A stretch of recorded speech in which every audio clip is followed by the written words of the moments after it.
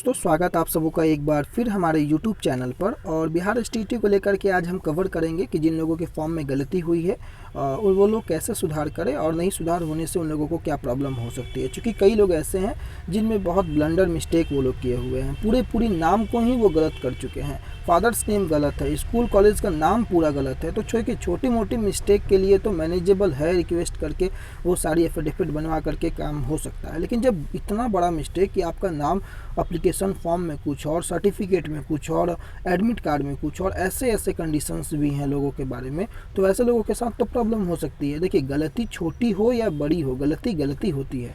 और अगर according to notification हम चले तो नोटिफिकेशन में आप अगर 21 नंबर पॉइंट को देखेंगे तो वहाँ पर इस बात को क्लियर कहा गया था कि किसी भी प्रकार की गलत जानकारी अगर आप देते हैं तो आपके परीक्षा फल को बाद में निरस्त भी, आपके नियोजन को बाद में निरस्त भी किया जा सकता है।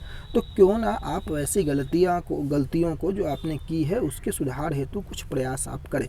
क्या कर सकते हैं आप प्रयास, उन्हीं के बारे में बातें करेंगे। आप 5 अप्रैल के बाद जो निर्णय होगा, मैंने लिखा है क्या है, सभी चीज़ों के बारे में 1 बाय 1 जानेंगे। और उसके पहले आपको हम बता दें कि टेलीग्राम चैनल के साथ अगर आप अभी तक नहीं जुड़े हुए हैं तो कोई भी लेटेस्ट इन्फॉर्मेशन पाने के लिए आप लेट्स ग्रो विथ रणधीर के टेलीग्राम चैनल के साथ आप जुड़ सकते हैं। सेम नाम है, सेम लोगो होगा, आप जा करके वहाँ पर ऐड होइए और वहाँ ज्वाइन करके डिस्कशन ग्रुप में आप ज्वाइन कीजिए। कई लोग जो है वो हमारे टेलीग्राम में आप जा करके सर्च कीजिएगा इस नाम को तो मिलेगा। हमारे चैनल के सब्सक्राइब बटन के बगल वाले ज्वाइन में मत जाइएगा, वहाँ पर जाने से कई लोगों को कन्फ्यूजन हो जा रहा है। तो टेलीग्राम में आप जाइएगा और लेट्स ग्रो विथ रणधीर का नाम सर्च कीजिएगा और ये लोगो देखिएगा आप, वहाँ पर उसको आप वहाँ से आप ज्वाइन कर सकते हैं। उसके बाद डिस्कशन ग्रुप में आकर के डिस्कस कर सकते हैं किसी भी प्रकार की समस्याओं को।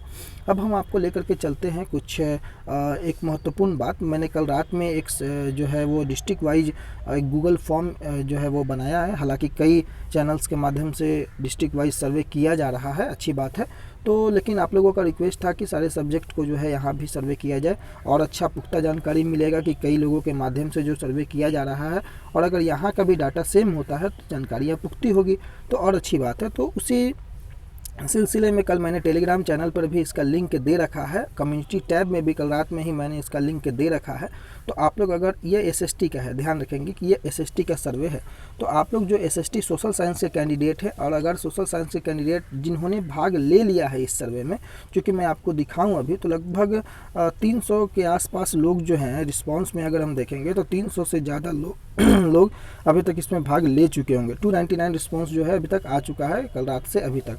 तो जो लोग इसमें भाग ले चुके हैं वो लोग इसमें बिल्कुल भाग नहीं लेंगे, और जिन लोगों ने अभी तक पार्टिसिपेट नहीं किया है वो लोग ज़रूर पार्टिसिपेट करेंगे और अपना जो इसमें जो क्वेश्चंस पूछे गए हैं, जो सवाल आपसे पूछे गए हैं मुख्य रूप से कि आपका नाम क्या है, आपका डिस्ट्रिक्ट क्या है, आपका कैटेगरी क्या है और आपके मार्क्स क्या है, ये 4 सवालों को आपको यहाँ पर फिलअप करना होगा ताकि हम लोग कैटेगराइज कर सके कि किस प्रकार के डिस्ट्रिक्ट कंपटीशन अलग अलग डिस्ट्रिक्ट्स में है। ये सोशल साइंस का है, मैं फिर से आपको बता दूं। और मार्क्स में आपको एसटीईटी के रिजल्ट में जो मार्क्स है वो मार्क्स को भरना है। कई लोग जो है वो अपना आइडेंटिफिकेशन मार्क्स को भर रहे हैं कि मोल मार्क्स ऑन थंब, तो ऐसा नहीं करना है आपको। जो मार्क्स आपका आया है रिजल्ट सीट में उस मार्क्स को आपको यहाँ पर देना है। तो ये तो हो गई गूगल फॉर्म की बात, जिसका हम लोग अगर आज रात भर तक देखते हैं कि कितना उसमें आते हैं कैंडिडेट, उसके बाद हम लोग फिर से, चूँकि 300 जब अभी तक आ चुके हैं तो उम्मीद है कि 1000 1500 से भी ज़्यादा कैंडिडेट अगर आते हैं तो एक अच्छा जो है सिनेरियो क्रिएट किया जा सकता है। अब हम चलते हैं दोस्तों कि अगर आपके फॉर्म में गलतियाँ हुई हैं तो आप लोग क्या कर सकते हैं। देखिए, सबसे पहली बात कि छोटी मोटी गलती जो भी है आप एक एफिडेविट बनवा लेंगे, मैंने पहले भी आपको बताया था। अगर आपको लगता है कि ये गलती बहुत बड़ी है, जैसे बीसी ईबीसी कई लोग का ये मैटर है, तो आप लोग क्या कीजिए कि आप लोग तो वैसे कैंडिडेट जिनका गलती है उसी प्रकार का आप लोग वैसे कैंडिडेट को, कुछ कैंडिडेट को आप लोग इकट्ठा कीजिए। अकेले जाने से आप लोगों को प्रॉब्लम को सॉल्यूशन नहीं होगा। अब इकट्ठा कहाँ से कीजिएगा, तो हमारे टेलीग्राम चैनल पर जुड़िए। कई लोग जो हैं वैसे गलतियों के शिकार हैं।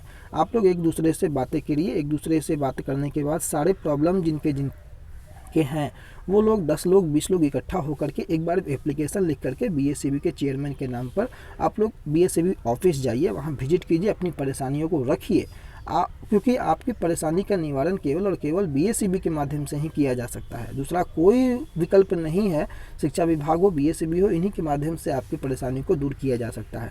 अदरवाइज आप लोग डिस्कशन करते रहेंगे, बातचीत करते रहेंगे, कोई फ़र्क नहीं पड़ेगा। और अगर अकॉर्डिंग टू नोटिफिकेशन चल दिया लोग तो कई लोग जो है वो क्वालिफाई होने के बाद भी बाहर हो सकते हैं। तो आप लोग एक बार कांटेक्ट कीजिए अधिकारियों से, बीएसईबी के शिक्षा विभाग के, और अकेले ने एक एप्लीकेशन लिख करके 10-20 लोग जो है शांतिपूर्वक ढंग से उसमें सिग्नेचर करिए और उसके बाद जा करके उस एप्लीकेशन को सबमिट कीजिए और देखिए कि वहाँ से क्या जवाब आपको मिलता है।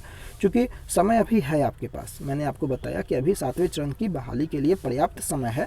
तो जो भी लोग गलती किए हैं वो लोग अपने गलती के सुधार हेतु उपाय तो लगा सकते हैं अभी ही, बाद में तो उनको उपाय लगाने का और जो भी सुधार करने का मौका तो नहीं मिलेगा। तो क्यों ना पहले ही उन सारी स्ट्रेटेजी को जो है वो फॉलो कर लिया जाए। मैंने आपको बता दिया कैसे करेंगे। आप अकेले हैं, कहाँ से लाएंगे? तो आप टेलीग्राम में जुड़िए, 1000 के लगभग आसपास लोग वहाँ जुड़े हुए हैं, आपको 10-20 लोग आराम से मिल जाएंगे ऐसी गलती वाले।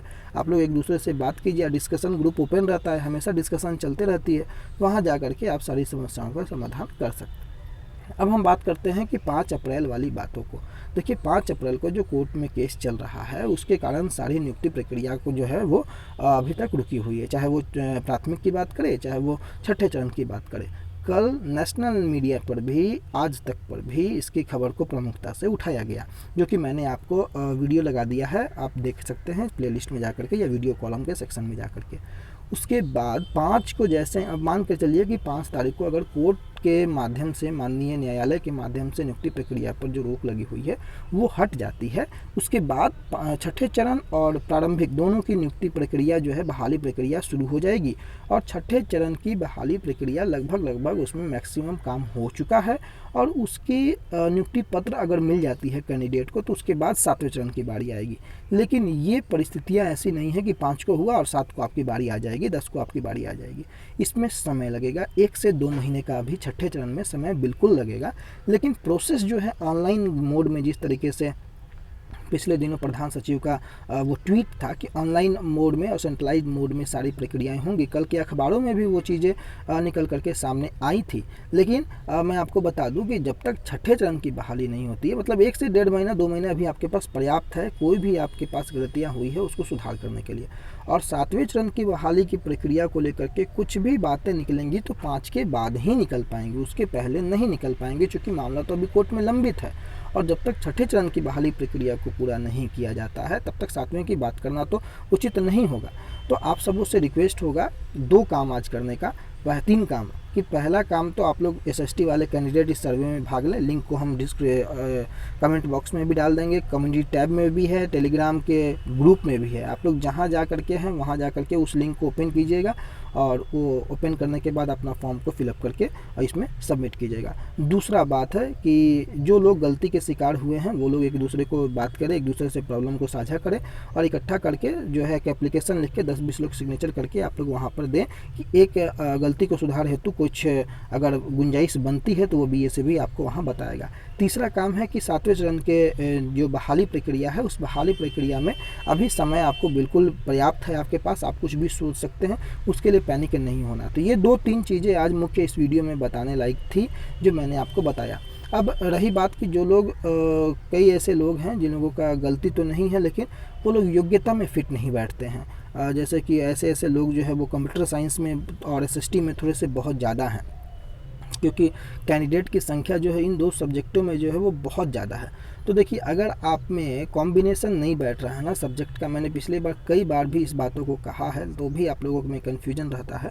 अगर आपका सब्जेक्ट का कॉम्बिनेशन नहीं बैठ रहा है, जैसे एसएसटी में आपको हिस्ट्री, पॉलिटिकल, ज्योग्राफी, इकोनॉमिक्स 4 में से 2 मांगा गया था, अगर 2 नहीं है या 2 है जिसमें से एक हिस्ट्री या ज्योग्राफी नहीं है तो आपको प्रॉब्लम होगी। इसका कोई सॉल्यूशन बीएसईबी नहीं करेगा, शिक्षा विभाग नहीं करेगी, क्योंकि यह नोटिफिकेशन में क्लियर था और एसेंशियल क्वालिफिकेशन नहीं होने के बाद आपकी गुंजाइश बहुत कम है। बहुत कम क्या, मेरे हिसाब से तो ना के बराबर है कि आपका सिलेक्शन हो पाएगा अगर कॉम्बिनेशन नहीं मिल पा रहा है तब, क्योंकि क्वालिफिकेशन चाहिए। अगर हम बात कर ले कई लोग कंप्यूटर साइंस वाले भी हैं जो कि क्वालिफिकेशन को पूरा फुलफिल नहीं कर पा रहे हैं और वो क्वालिफाइड हैं।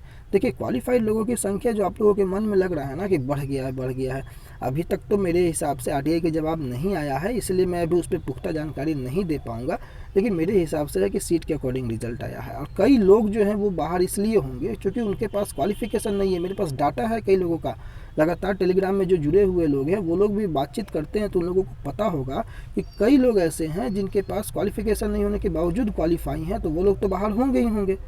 तो ऐसी कई सारी परिस्थितियां हैं जिनके सुधार हेतु कोई उपाय नहीं लगाया जा सकता है, क्योंकि वो आपको इसेंशियल क्वालिफिकेशन था, वो चाहिए ही था आपके लिए।